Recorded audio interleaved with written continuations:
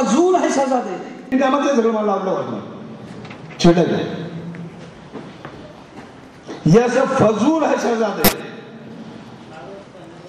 हमारी आंखों के सामने सिवा अपनी सल्तनत की तामीर कर चुका है, हमारी लाखों के फौजों को शिकस्त देकर खदेड़ दिया है उसने।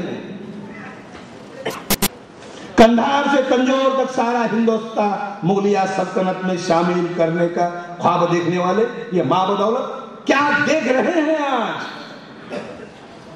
कहां गई है हमारी दियानतदारी, कहां गई है हमारी वफादारी?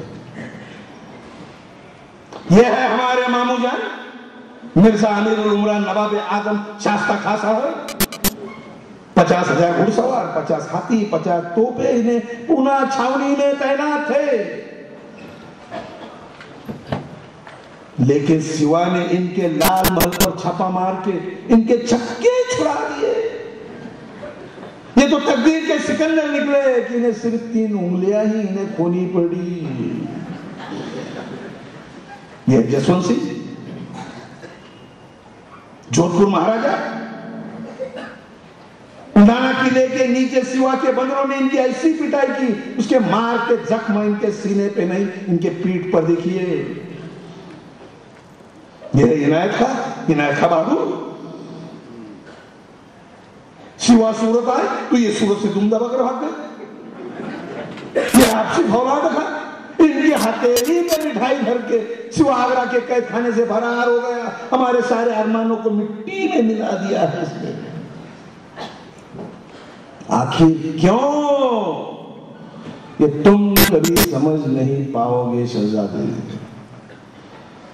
हमारे इतने ताकत, हाथी, घोड़े, ऊंट, खजाना, सिपाही सिवा के पास नहीं है, फिर भी फतह हासिल होती है उसे। क्यों? सिवा ने मजबूत किले बनाए, अपनी फौज बढ़ाए, असली जंगी बहरी कलाम की तामीर की है उसने, और उससे भी ज्यादा न जीती जाने वाले जमीर के लोग तैयार किए उसने। आज तक हम खुश नसीब थे कि दुनिया की हर चीज हम खरीद सकते थे, लेकिन सिवा के इन खुददार खादिमों ने खुद को बिकने नहीं दिया। वे झुकते नहीं, वे थकते नहीं, वे रुकते नहीं और बिकते भी नहीं। सिवा घाघ है, चालाक है, दगाबाज है, नामाकुर है, बदकार है, लेकिन उसका चाल चलन दूध की तरह साफ और सूरज की तरह चमकदार है। दुश्मन होते हुए भी औरत, मस्जिद, मजहब और मजहबी कलाम की इज्जत करता है वो। इसीलिए उसकी इज्जत और शौहरत बुलंद मीनार की तरह सर उठाए आसमां को छू रही है। शहजादे, हुकूमत करनी हो तो सिवा का चाल चलन सीखो, आखिर है तो हमारा दुश्मन।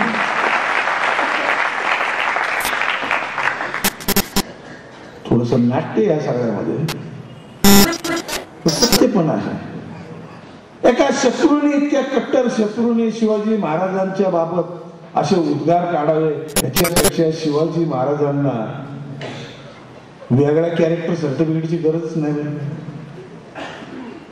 असे लेन, पेन, शेन किती येतील आणि किती जातील करायचं। हा औरंगजेब, त्या औरंगजेबाला आपल्या खानदानीचा भयंकर अभिमान। हा स्वतःला मोगल मानतो, हा स्वतःला तुर्क म्हणून घेतो, तुर्क। तो इथल्या सगळ्या हिंदू आणि मुसलमान भारतात राहणाऱ्यांना सगळ्यांना म्हणतो की तुम्ही हिंदवी आहात। इथल्या मुसलमानांना पण तो जवळ करत नाही ना। त्याच्याकडं जे 139 अधिकारी आहेत, 138, त्या अधिकाऱ्यांमध्ये हिंदू किती आहेत? फक्त 2। एक गॅझेटेड ऑफिसर जर आपण असा पकडला, क्लास 1 ऑफिसर, फक्त 2 आहेत। मिर्जा राजा जयसिंग आणि जसवंत सिंग राठोड। 6 धर्मांतरित झालेले मुसलमान आहेत आणि 129 हे परकीय आहेत किंवा एक पिढी अगोदरचे परकीय आहेत. म्हणजे तुर्कस्तानात आलेले आहेत, अफगाणिस्तानात आलेले आहेत, बलुचिस्तानात आलेले आहेत, इराण मधून आलेले आहेत, पठाण आहेत, उझबेकी आहेत, कझाकी आहेत. तो इथल्या मुसलमानांना किंमत देत नाही, इथल्या हिंदूंनाही किंमत देत नाही. तो नेहमी म्हणतो की आम्ही तुराणी, तुम्ही हिंदवी. हा शाहिस्ते खान इराणचं बरं. शाहिस्ते खान त्याचं नाव नाहीये, त्याचं खरं नाव नाहीये. त्याचं खरं नाव आहे अबू तालिब. अतिशय चांगला प्रशासक येतो, म्हणून शहाजहानने त्याला पदवी दिली की चांगला शासन करणारा, चांगला शास्ता खान, म्हणून ते शास्ता खान नाव त्याचं पदवी द्यायची. हा औरंगजेब त्या तुर्कांचा, त्या मोगल खानदानीचा भयंकर गर्व वाहतो. तो स्वतःला चंगीज खान आणि तैमूर रंगाचा वंशज मानतो बरं का. म्हणतो की तैमूर और चंगीज के खून ने कभी शिकस्त नहीं की. चंगीज खान जो आहे, हा चंगीज खान आपल्या माहितीसाठी सांगतो की हा मुसलमान नव्हता.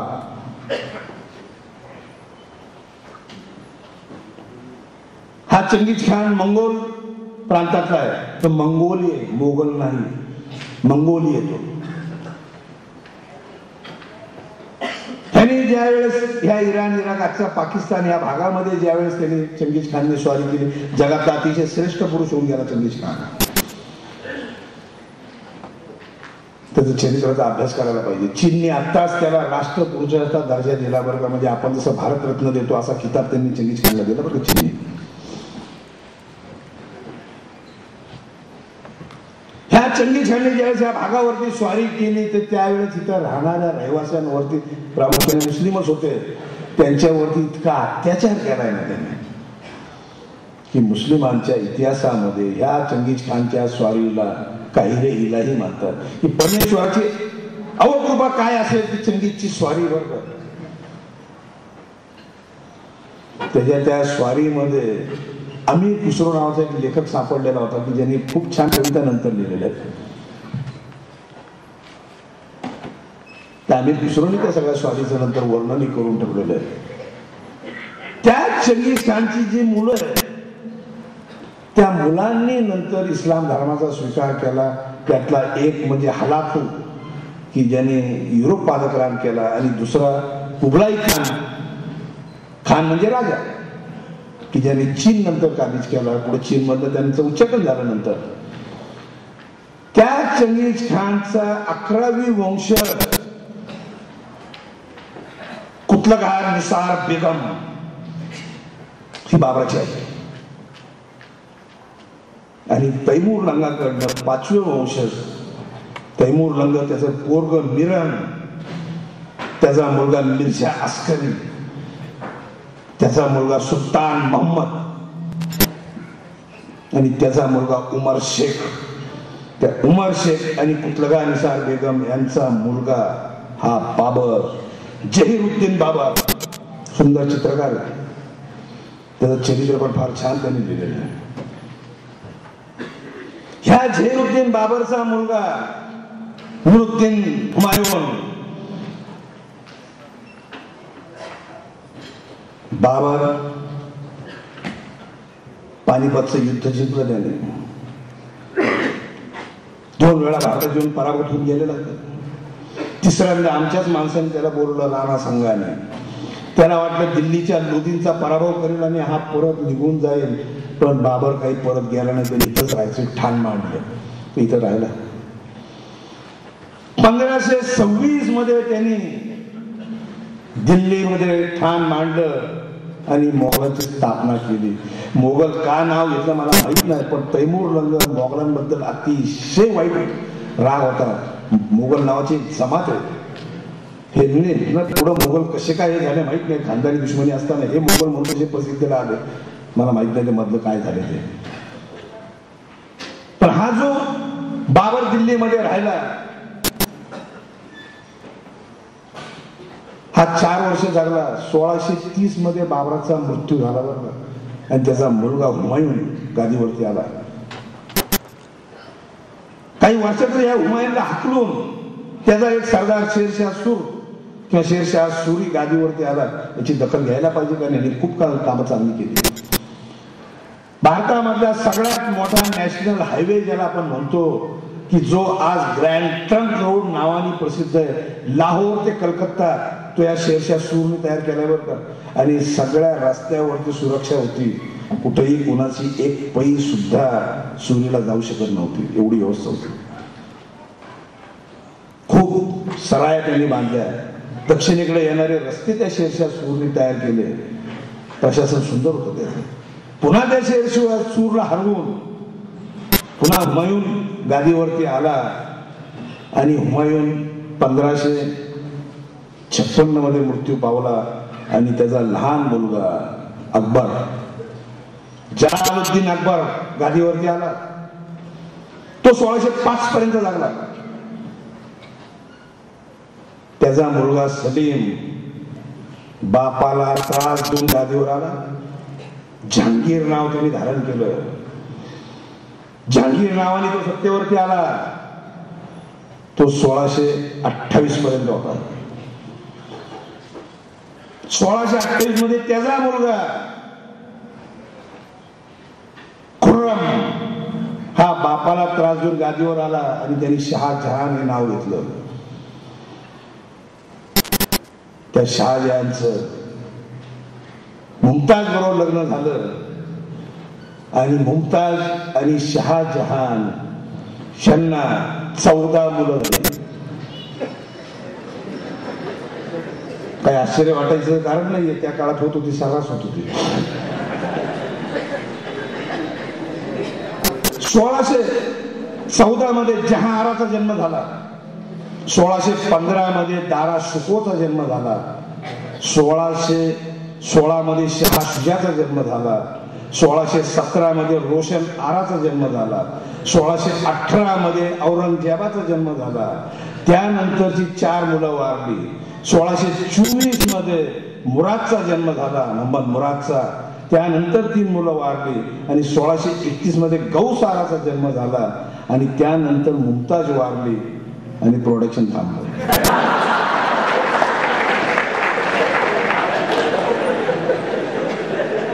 त्या 14 मुलांमध्ये 7 मुलं जगली, 7 मेली. 4 मुलं जगली, 4 मेली. 3 मुली जगल्या, 3 मुली मेल्या. पुढे सत्ता स्पर्धा सुरू झाली दिल्लीमध्ये. आणि नंतर औरंगजेब पुन्हा सत्तेवरती आला. औरंगजेब हुशार आहे, औरंगजेब मुत्सद्दी आहे. तो अतिशय कडवा आहे, कपटी आहे. पण तो त्याच्या राज्यासाठी, त्याच्या धर्मासाठी अतिशय लायक आहे. मुरादही खूप चांगला होता, पण दारूच्या अधीन होता. शहा शुजा आपल्याच थाटात होता. दारा शुको मात्र सुसंस्कृत होता. मोगलांच्या इतिहासकारांनी म्हणजे मिर्झा मोहम्मदी असेल, इरादत खान असेल, या लोकांनी त्या इतिहासामध्ये एक छान वाक्य नोंदवलं. शहाजहानची इच्छा होती की दारा सत्तेवरती यावं. बरं का, शहाजहान हा जातीयवादी आहे, पण दाऱ्यासारख्या सहिष्णू माणसाला गादीवरती यावं असं त्याची इच्छा होती. त्याच्यात खूप कामं त्यांनी चांगली केलेली आहेत. त्या इतिहासकारांनी एक वाक्य अतिशय छान घेऊन ठेवलेलं आहे. त्यात तो असं म्हणतो की इतिहासाचं एक चुकीचं पडलेलं पाऊल जिथं दारा जायला पाहिजे होता तिथं औरंगजेब पोहोचला.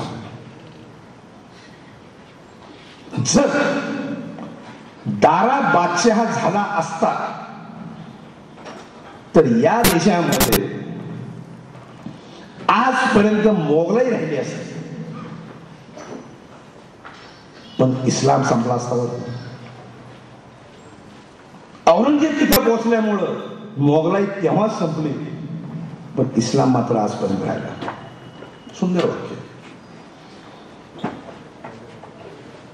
ज्याने त्याने अर्थ लावून बघा, आता काही डिटेल्स जास्त बोलत नाही. हा जो औरंगजेब आहे हा चलाक आहे लहानपणापासून, अतिशय संशयी. भावांबद्दल तर फार संशय, दारावर तर फार राग आहे त्याचा. दाराच्या पदरी हिंदू मुस्लिम सगळेच विद्वान लोक आहेत. दाराने या गीतेचं भाषांतर करून घेतलेलं आहे, कुराणाचं भाषांतर संस्कृतमध्ये केलेलं आहे.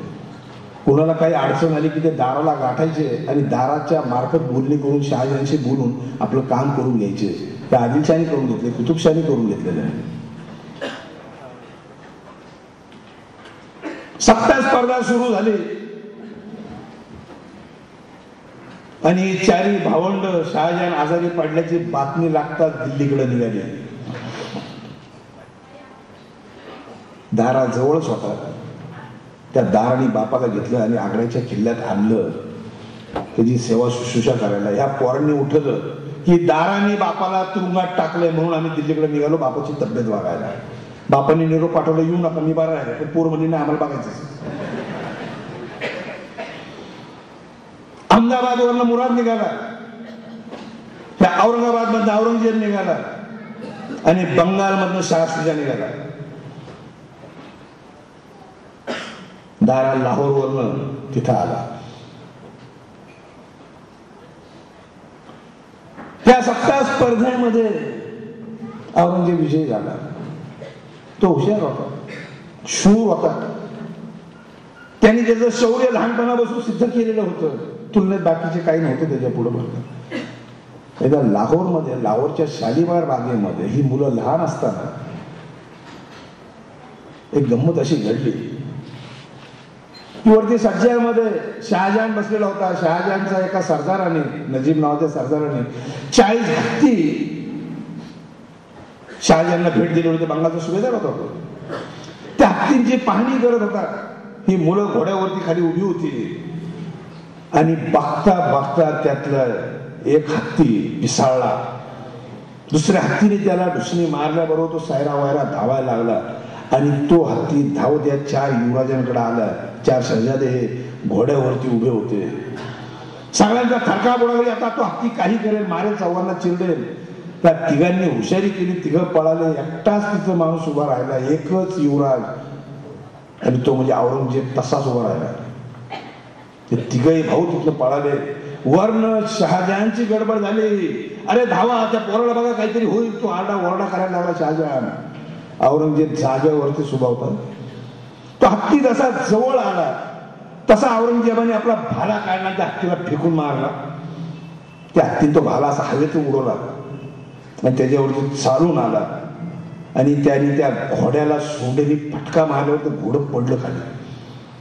औरंगजेब टुणगन उडी मारून बाजूला उभा राहिला आणि तो हत्ती त्याच्या अंगावर आला. तसं त्याने खाली पडलेला भाला उचलला. तेवढ्यात मागणं दुसरा हत्ती आला आणि त्या दुसऱ्या हत्तीने त्या पहिल्या हत्तीला ढुशी मारल्यावर हत्ती बाजूला झाला. तेवढ्यात माऊत आले आणि कसं बस त्या हत्तीला आवरून बाजूला नेलं. औरंगजेब त्या भाल्या सगळं जागेवरच उभा होता. बरं का, शहाजहान वरनं धडपडत खाली आला आणि धावत धावत तिथं आला. इनायत खान नावाचा खान तो होता आणि तो त्याला बोलला, अरे बघ ते किती बादशाह घाबरलेले, जा धावत पळ त्यांच्या जवळ, बघ ते किती घाबरलेले. औरंगजेब ढिम्मा हल्ला नाही.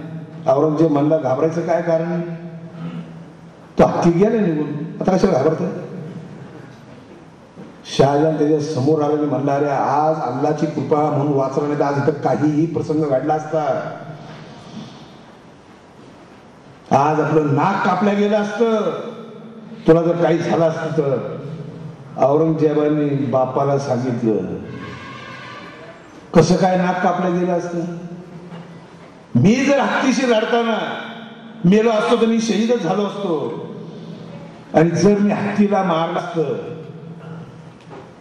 तर पराक्रमच केला असता. नाक कापायचा प्रश्न येतो कुठं. नाक हे मगाशीच कापल्या गेलं जेव्हा माझे 3 भाऊ पडून गेले तेव्हा. बघितलं औरंगजेब कसा आहे. जाग्यावरती 1,00,000 रुपये बक्षीस दिले बरं का शहाजहानने त्याला.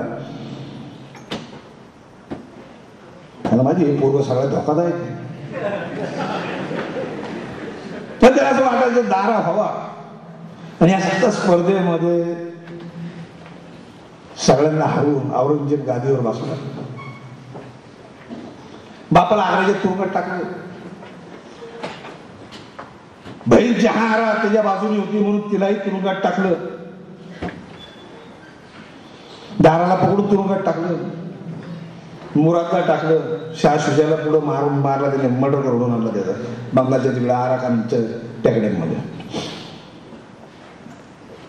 दिल्लीमधल्या सगळ्या धर्मपंडितांना मौलवीला बोलून घेतलं आणि सांगितलं की दारा हा पातकी आहे, दारा हा काफर आहे. बघा काय निर्णय देत आहे. सगळ्यांनी एकमुखाने निर्णय दिला की दाराचा शिरच्छेद केला जावा. तरी त्यांनी आपल्या माणसाला बोलून घेतलं.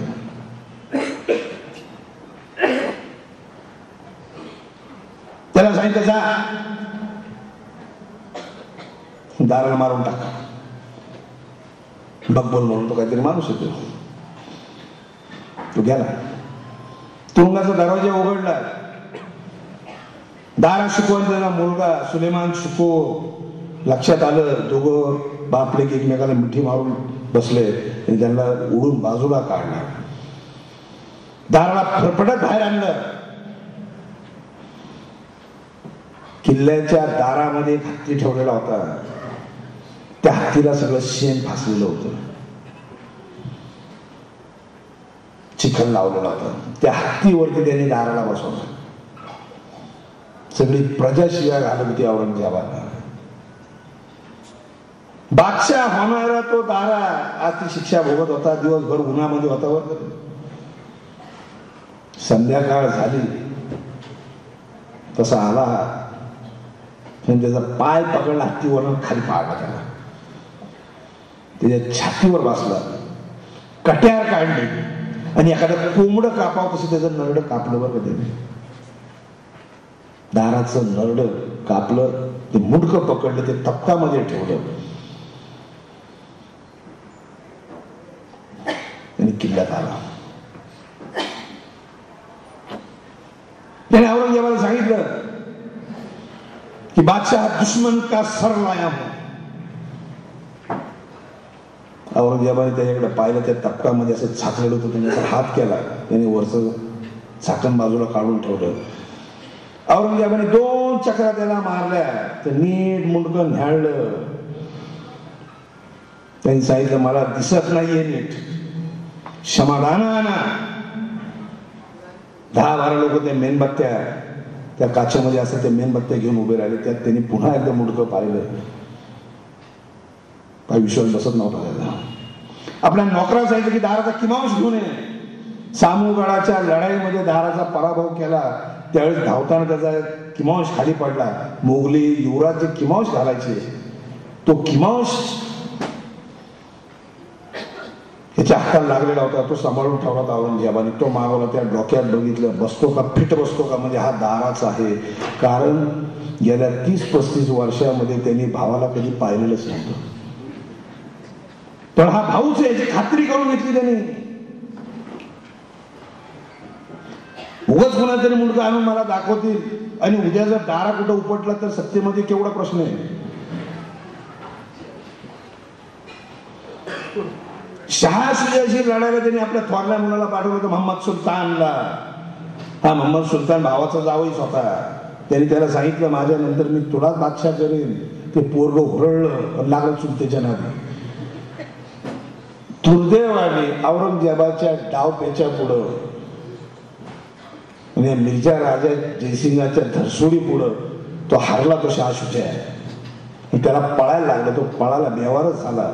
त्या आराकानच्या टेकड्यामध्ये ज्या रानटी जमत होते त्यांच्याकडनं त्यांनी शाह शुजाचा मर्डर घडून आणला. औरंगजेबाने तो शांत झाला.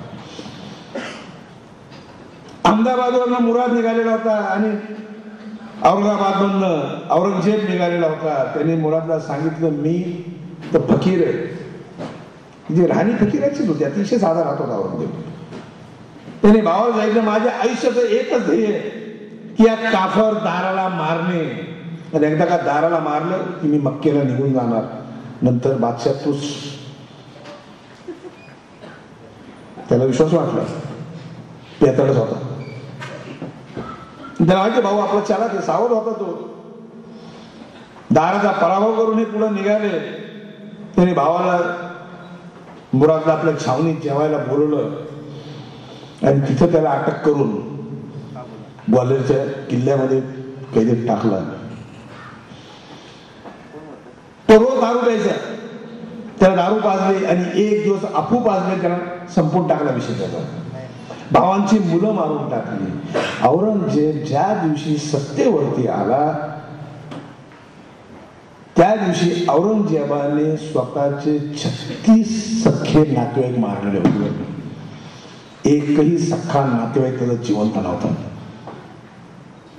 जे नातेवाईक होते सगळे जे बायको आणि बायकोच्या बाजूचे भावांना मारले, त्यांची मुलं मारली, जे त्यांना फॉर होते असे लोक सुद्धा मारून टाकले. यात त्याचे नातेवाईक 36 मेले. बरं,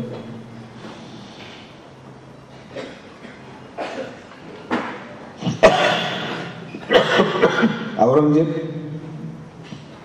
कसा आहे, महाराष्ट्रामध्ये असताना त्या औरंगजेबाला 4 बायका आहेत. धर्माने 4 सांगितलं, त्यांनी 4च केले. असं झालं काही नाही त्याच्यामध्ये. त्याला 4च म्हणून काय झालं, 10 मुलं, 5 मुलं. मोहम्मद सुल्तान त्याला पुढं चुलत्याच्या नादी लागल्यावर त्याला पकडून तुरुंगात टाकलं. ते पोरग पुढं सडलं तुरुंगात. 13 वर्ष तुरुंगात होतं ग्वाल्हेरच्या.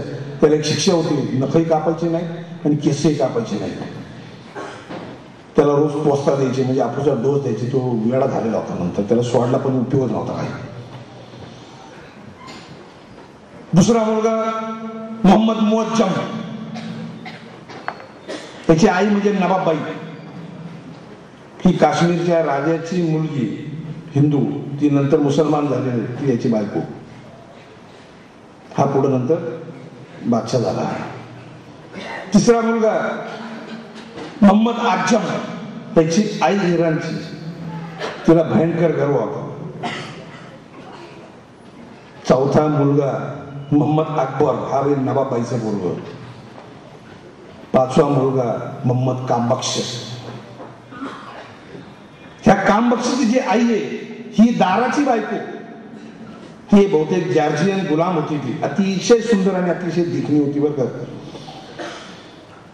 दाराला मारल्यानंतर त्या भाऊसाईला औरंगजेबाने आपल्या जन्मखान्यात ओढली. बरं का, तिचा हा मुलगा मोहम्मद कामबख्श. अजूनही दाराची बायको होती. तिला औरंगजेबाने निरोप पाठवला की तू ये म्हणून. ती काय बदली नाही. औरंगजेबाने तिला सांगितलं की मला तू फार सुंदर दिसते, तुझी केस फार सुंदर आहेत.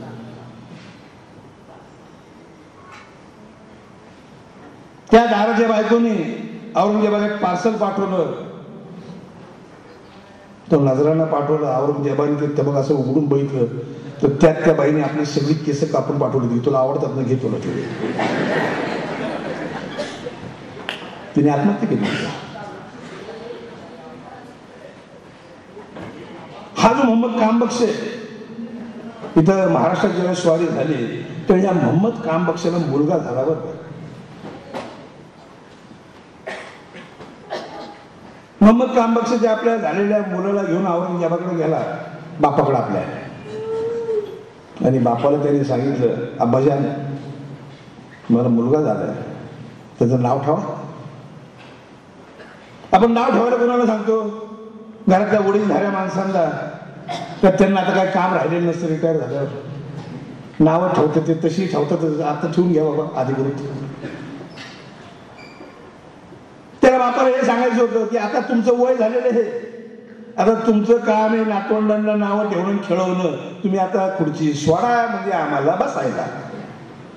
हा संदेश होता त्याच्यामध्ये, त्याच्या सांगण्यात की अब्बाजान मला मुलगा झालाय, याचं नाव ठेवा तुम्ही. त्याला काय सांगायचं ते अब्बाजांना माहिती येतो. हा काय सांगतो ते, याच्या मागचा उद्देश पण कळतोय त्याला. अब्बाजान हुशारच. अब्बाजांनी त्याला सांगितलं, बेटा कामबख्श तुला मुलगा झाल्याचा मला आनंद आहे. फार आनंद काय उड्या मारून नाचून दाखवायची गरज नव्हती, कारण हा काय पहिला नाचू नव्हता. अगोदर 15-16 होते ते ते खा बघ. अब्बाजान कशाला उड्या मारेल? अब्बाजांनी त्याला सांगितलं, बेटा काम बघ, या मुलाचं नाव तू ठेव, ह्याला जे पोरग होईल त्याचं मी नाव ठेवेल. छोटं मला इथलं नव्वद नाही. मी 125 वर्ष जगणारे आणि 125 वर्ष सत्तेवर राहणारे. बाप जर 125 वर्ष जगला आणि खुर्चीवर बसला तर पोरांनी केव्हा सत्तेवर यायचो? कत्तीला पण नातवंड पण.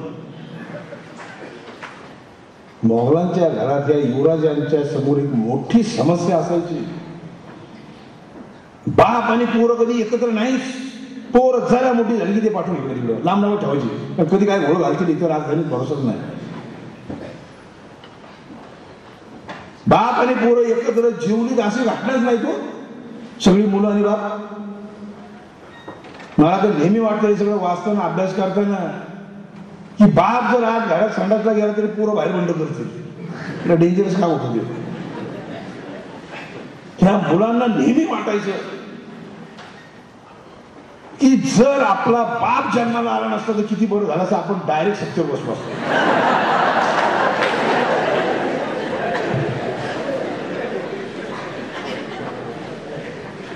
फार चालाकी बरं का औरंगजेब. ह्या औरंगजेबाने शिवाजी नावाचा धोका ओळखलेला होता. सगळे प्रयत्न केले त्यांनी आणि मग तो निघाला तिकडनं हे मराठ्यांचं राज्य संपवायला. उशीर झाला त्याला. त्यांनी सगळं तिथलं स्थिर स्थावर केलं होतं, पण आपल्या इतिहासकारांनी लिहून ठेवलं औरंगजेब घाबरत होता, शिवाजी जिवंत असेपर्यंत आला नाही असं काही नाहीये. तो निघाला पण त्यावेळेपर्यंत महाराजांचा मृत्यू झालेला होता. औरंगजेब इथं आला. त्या औरंगजेबाने 182 वर्ष चालणारी कुतुबशाही 1 वर्षामध्ये संपवली. 187 वर्ष चालणारी आदिलशाही 1.5 वर्षात संपवली. आणि गेल्या 30-35 वर्षात उभं राहिलेलं मराठ्यांचं राज्य त्याला 26 वर्ष 7 महिन्यात संपवता आलं नाही. त्याचा पाया हा शिवाजी महाराजांनी घातला होता. अतिशय भक्कम पाया होता त्याचा. अतिशय भक्कम पाया. क्रांती होती ती सामान्य माणूसच क्रांती करू शकतो. तो सामान्य माणूसच पेटून उठलेला होता आणि राजांनी दिलेला मंत्र त्याच्या कानामध्ये होता की हे राज्य शिवाजी शहाजी भोसल्याचं नाही, हे राज्य श्रीचं, हे तुमचं आहे, तुम्ही सांभाळलं पाहिजे. म्हणून सामान्य माणूस उठला होता. बरोबर. शिवाजी महाराजांचं चरित्र अतिशय अद्भुत आहे. खूप लोकांनी लिहून ठेवलेले, जग भरलेले आहे. आजही लोक लिहित. शिवाजी महाराजांच्या हयातीमध्ये एक माणूस उत्तरेकडनं आलेला होता. रायगडा घेऊन पोहोचला. 74च्या अगोदरची घटना. महाराजांना भेटायला आलं होतं. महाराज सकाळी पंतांना घेऊन वाडेश्वराच्या दर्शनाला गेले. ज्याला आपण जगदीश्वराचं मंदिर म्हणतो. तिथं बाहेर उसरीच्या उसरीमध्ये अशा बाहेरनं आलेल्या पाहुण्यांची राहायची सोय केलेली असायची. महाराजांनी दर्शन घेऊन बाहेर आले. पंतांनी ओळख करून दिली की हा माणूस आलेला. महाराजांना माहिती होतं तो कोण आहे, कारण तो औरंगाबाद पासून येत होता. त्याच्या सगळ्या खबरा राजांकडे होत्या. महाराजांनी काय त्याला सांगितलं नाही कोण आहे काय ते. महाराजांनी त्याला विचारलं काय नाव तुमचं. त्यांनी सांगितलं माझं नाव भूषण, भूषण तिवारी, मी त्रिविक्रमपूरचा राहणार आहे. मी आता जे टिकमगड वगैरे त्या भागातला. काय करतो. मी कवी आहे. कवी. महाराज म्हणले कवी आहेस. अरे सगळे रस्ते उत्तरेकडे चाललेले आहेत, तू उलटा कसा उत्तरेकडनं दक्षिणेकडे आलास कवी असून. म्हणून आलो. कवी एक कविता म्हणून दाखव. त्यांनी एक कविता म्हणून दाखवली. बरं. इंद्रजली जुंब पर बाडव सहंब पर रावण सदंब पर रघुकुल राज है, पवन बरी बाह पर शंभुरती नाह पर जो सहस बाह पर राम द्विजराज थे। दावाधूम दंड पर चितामृग झुंड पर भूषण तुंड पर जैसे शिवराज है तेज तम अंश पर कन्नजिनी कंस पर तोमले जो अंश पर शेर शिवराज है शेर शिवराज है शेर शिवराज है। शिवाजी महाराजांनी ही कविता त्याच्याकडनं 7-8 वेळा ऐकली. अवघड आहे, ब्रज भाषेचा टच आहे त्याला, फार झपाट्याने म्हणावं लागते ती. त्यामुळे अजून एकदा म्हणतो, नाही आता काय म्हणणार, सारखं झालं काय. त्याला तू ही कविता जेवढ्या वेळा म्हणजे तेवढे हजारो रुपये मी तुला देईन. तुला मी काय तर पैशासाठी आलो, कवी आणि पैशासाठी आला नाही. महाराज म्हणजे आला कशाला, मी आला मला शिवाजी महाराजांना भेटायला. त्याला माहितीच नाही समोर शिवाजी उभा आहे. कारण शिवाजी या माणसाची कीर्ती अशी काहीतरी पसरली होती की लोकांना वाटत 8-10 फूट कुठेतरी उंच मोठा आडवा तुडवा असला पाहिजे बाबा, त्याशिवाय एवढा करामती करतो कसा काय. फार गैरसमज होते बरं महाराजांबद्दल अख्ख्या भारतात. मग महाराजांनी त्याला सांगितलं की तू माझ्याकडनं फार अपेक्षा करतोय सर, काय म्हणायचं तुला. कुंद कहा पय वृंद कहा अरु चंद्र कहा सरजाज सागे भूषण भानु कुशानु कहा खुआन प्रताप महितल पागे राम कहा द्विज राम कहा बल राम कहा साहस में अनुरागे बाज कहा मृगराज कहा साहस में है शिवराज आगे. याचा अर्थ असा की मी तुम्हाला दुधाच्या शुभ्रतेची उपमा देऊ का चंद्राच्या शीतलतेची उपमा देऊ का सूर्याच्या तेजाची उपमा देऊ. पण शिवाजी महाराज तुमचं तेज हे तेजाही पेक्षा पुढचे हो प्रकाशमान. जोपर्यंत चंद्र सूर्य राहतील तोपर्यंत तुमचं नाव राहिलो. मी तुम्हाला राम म्हणतो, मी तुम्हाला द्विजराम म्हणतो म्हणजे परशुराम म्हणतो, मी तुम्हाला बलराम म्हणतो. तर महाराज तुमचा पराक्रम त्यांच्या पुढे हो. मी तुम्हाला बाज म्हणतो म्हणजे भैरी ससाना, मृगराज म्हणतो की नुसता मृगराजाने आवाज दिला तर झाडावरची माकडं पटापट खाली पडतात. मी तुम्हाला बाज म्हणतो, मी तुम्हाला मृगराज म्हणतो. पण महाराज तुमचं साहस त्याच्याही पुढे बरं का.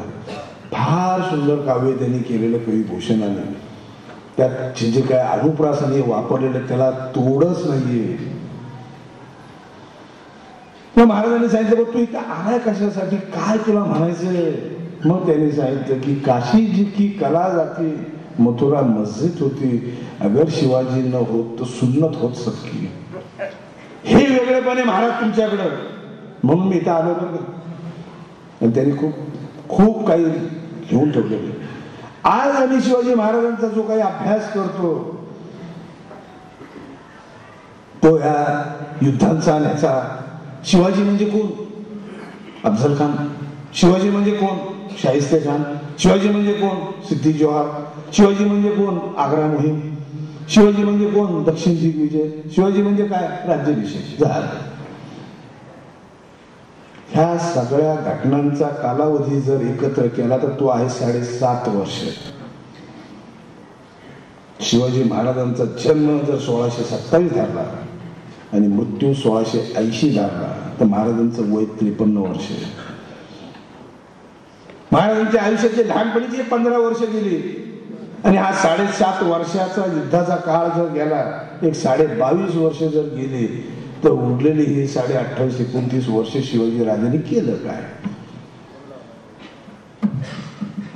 हा मोठा प्रश्न आहे.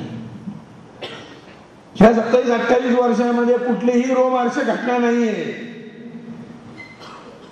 कुठलंही प्रखर तेजाने तळपणारं उदाहरण नाहीये.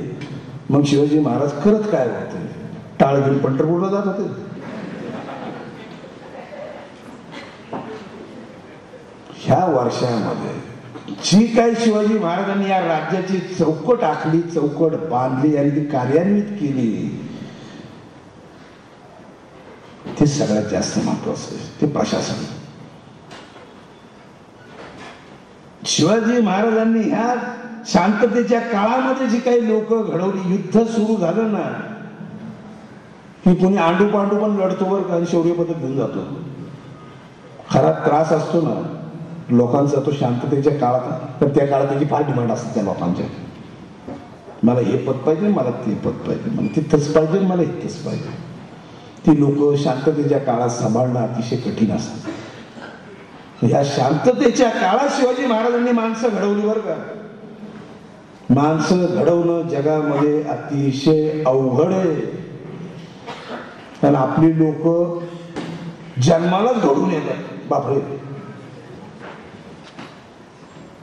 शिवाजी राजा हा आपल्या जो काही स्मरणात आहे त्याचे अनेक पैलू आहेत. शिवाजी महाराजांचं अर्थकारण आपण पाहायला पाहिजे, शिवाजी महाराजांचं राजकारण पाहायला पाहिजे, शिवाजी महाराजांचं लोककारण पाहायला पाहिजे, शिवाजी महाराजांचं दुर्गकारण पाहायला पाहिजे. आम्हाला शिवाजी आज पाहिजे तो फक्त मारामारी करण्यापुरता. एक कायम लक्षात घ्या, शिवाजी हा एक आचार आहे, शिवाजी हा एक विचार आहे, तो आपण आपल्या रक्तामध्ये भिनवला पाहिजे. आज जर महाराज आले तर आज एकही राजकीय पक्ष त्यांना कॉर्पोरेशनचं पण तिकीट घेणार नाही. आमची मतं फुटते बाबाचा घरला पाहिजे ते एखादा फौजदार म्हणून अर्ज कर बस. आमच्याकडे शिवाजी जन्माला यावा तो लोकांच्या घरात, आमच्या घरात नको. आमच्या घरात आला तलवार फिरवून आमच्या टीव्ही फुटल्यावर गाडी बिडीवरती लिहिलेलं असतं मला फार मजा वाटते बरं. राजे आपण जन्माला या, राजे जन्माला येतील लढतील, तू काय बोंबलत असणार. त्यांना काय बोलतो लढायला, उभं राहा ना, लढ ना. नको नको नको राजे लढा काय नाही.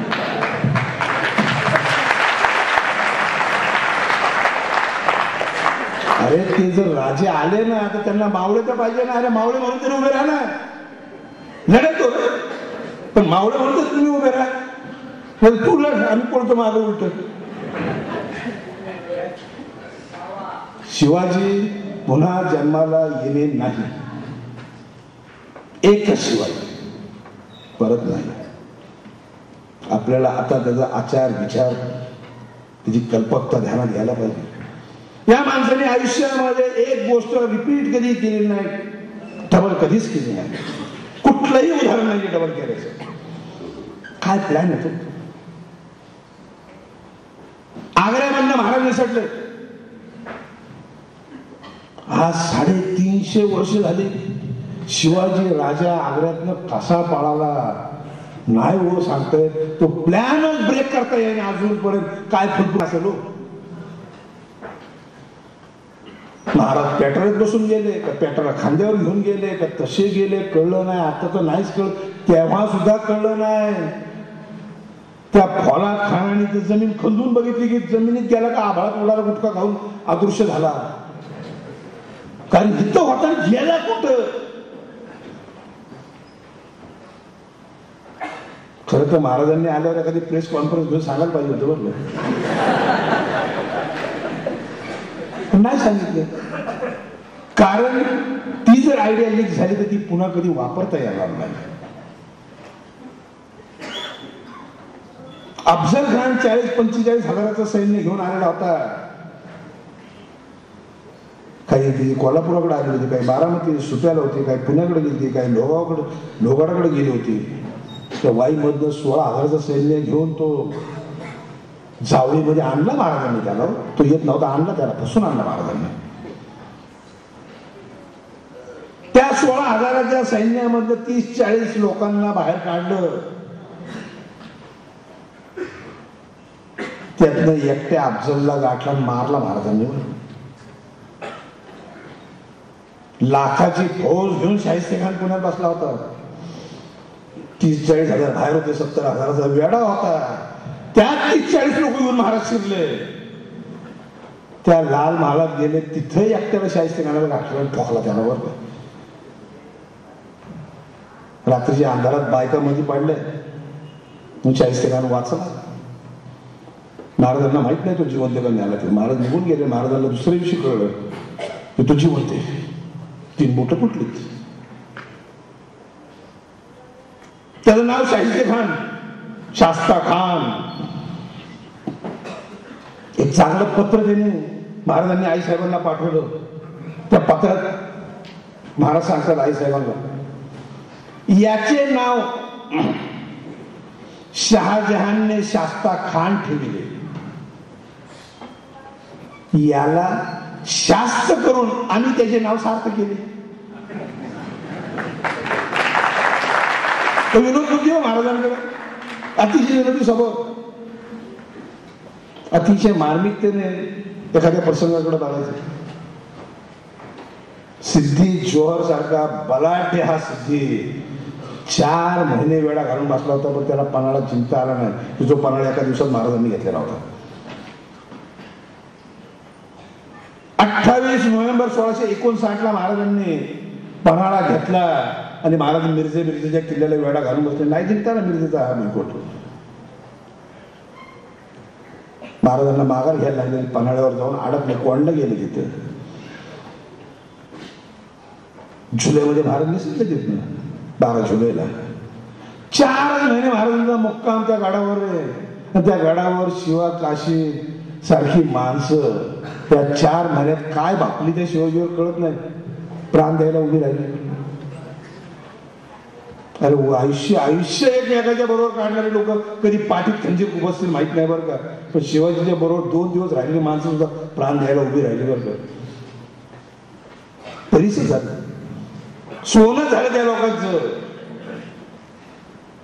अद्भुत किमया आहे शिवाजी महाराजांची, खरोखर अद्भुत किमया आहे. शिवाजी महाराजांचा जर आपल्याला अभ्यास करायचा असेल तर तो इतिहासाच्या पुस्तकातून करावा. कथा कादंबऱ्या ह्या नामधारी आहेत. त्या कवीला जसं वाटतं तसं घेतो तो, लोकांना गोड वाटावं म्हणून दाखवतो. सिनेमामध्ये का चांगले सिनेमे निघत नाही महाराजांवरती, संभाजी राजांवरती? का चांगली नाटकं येत नाही? कारण त्याच्यात नाचायला बाई नाही, हिरोईनच नाही ना. पण आम्हाला बाई नाचल्याशिवाय गोड वाटत नाही. कुठून तरी एखादं पात्र आणतात, पेंद्याच्या नावाने का व्हायला खपत आहे. मुळात हा पराक्रमच एवढा रोमहर्षक आहे की याला कसल्या असल्या टिकूनची गरज नाही हो.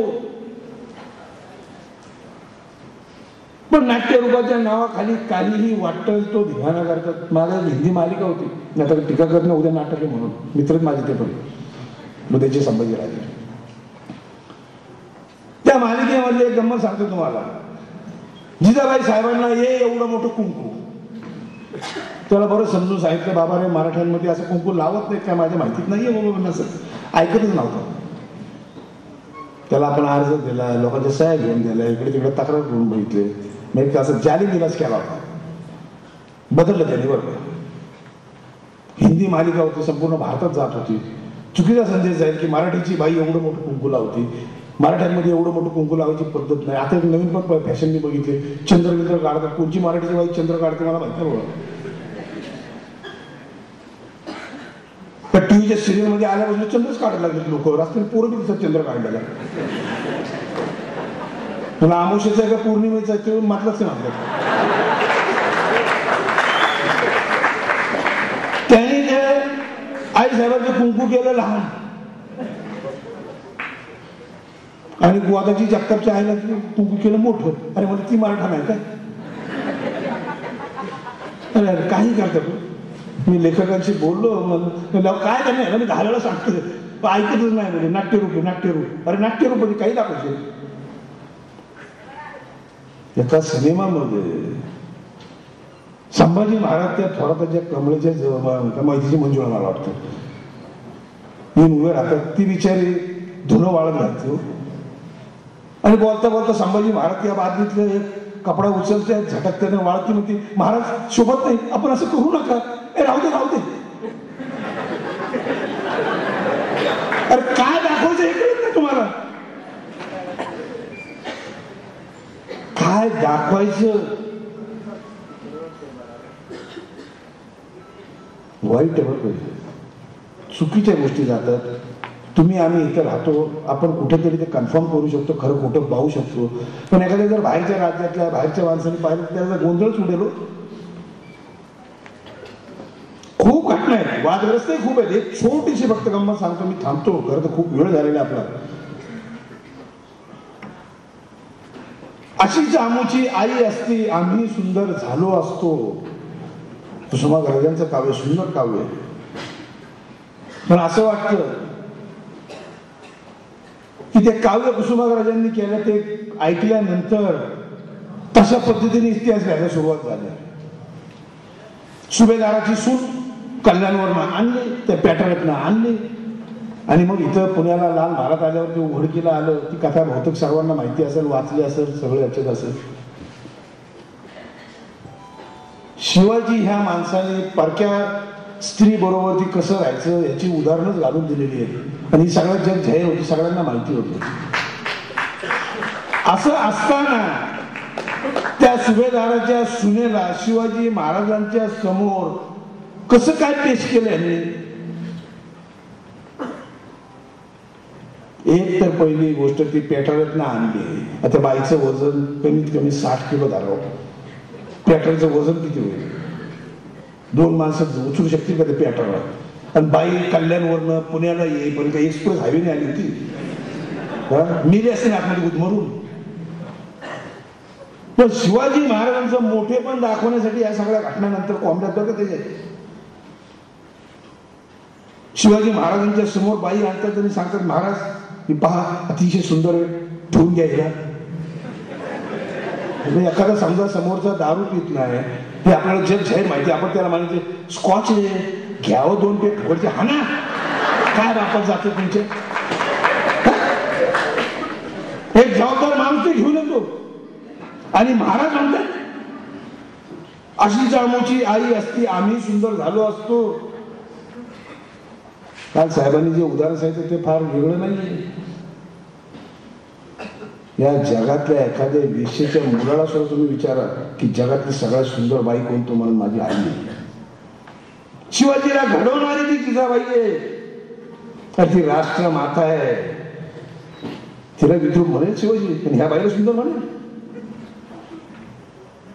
शिवाजी महाराजांचं मोठेपण दाखवण्यासाठी अनेक वेगवेगळ्या गोष्टी वेगवेगळ्या प्रकारे याच्यात आलेल्या आहेत. मूळ चरित्रामध्ये याला कुठेही स्थान नाही. शिवाजी राजा एक नीतिवान राजा आहे. शिवाजी हा आपला आदर्श आहे. शिवाजी महाराजांचे गुण तुम्ही घ्यावे ते पुन्हा एकदा मी सांगतो तुम्हाला. या मीराबाईने जी कृष्णावरती भक्ती केली, या तुकारामाने जी परमेश्वरावरती भक्ती केली, या नामदेवाने जी भक्ती केली, त्या पुंडलिकाने जी केली, त्या भक्ती भावानेच मी हे शिवचरित्र तुमच्या समोर मांडायचा प्रयत्न केलेला आहे. तो आपण गोड मानून घ्यावा आणि पुन्हा संधी मिळाल्यावरती पुन्हा वेगळ्या विषयावरती आपण बोलू. एवढं बोलतो आणि सगळ्यांचे आभार मानतो आणि इकडे थांबतो.